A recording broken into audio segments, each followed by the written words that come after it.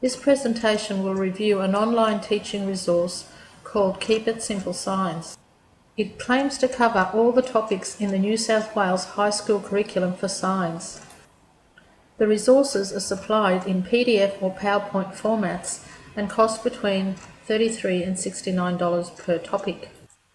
Each topic consists of a set of information sheets, worksheets, and a topic test.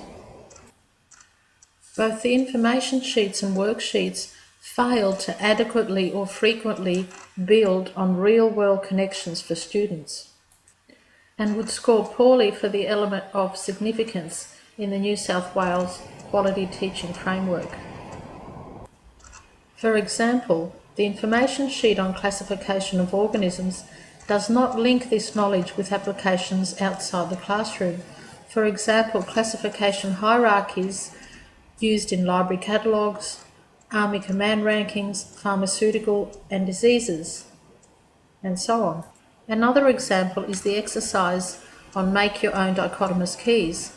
Real-world connections could have been built for students by asking them to make keys for their family tree, the contents of their school bags, or members of the class, for example. This resource also fails to adequately cover the skills outcomes of the New South Wales High School curriculum, as there are very few provisions made for planning and conducting experiments which are fundamental to science. For example, the worksheets describing diffusion and osmosis don't make any suggestions or descriptions about possible hands-on activities to demonstrate these concepts. It is possible, though, to find some insightful applications of this resource, as it uses simple language and explanations. Printouts can be used for students with special needs, for example, also students with English as a second language, or students that are hearing or visually impaired. The worksheets can also be used for brainstorming sessions with a class. Students can be asked to modify and reword both the worksheets and the quiz questions. For example, quiz questions can be reworded using words from Bloom's taxonomy of verbs, for example, that begin with discuss or distinguish or predict to improve the questions.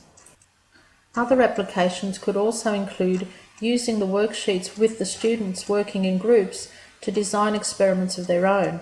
This would help them develop a sense of ownership for their work and also skills in planning investigations, which would satisfy the skills requirement for the New South Wales High School curriculum.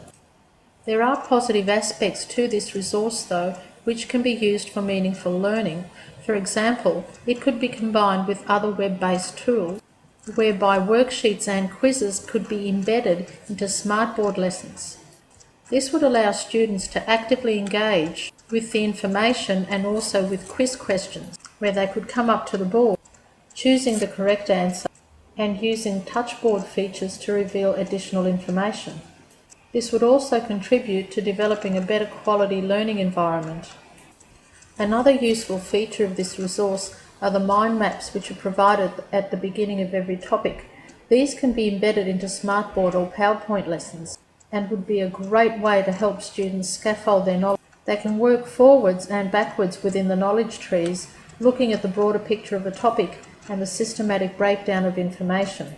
By tapping on the board, for instance, they can reveal information going from cells to structure, function, to systems, organs, chemical transport, and so on. Applying the resource in this manner would improve scores for all three dimensions of the New South Wales Quality Teaching Framework. Thank you.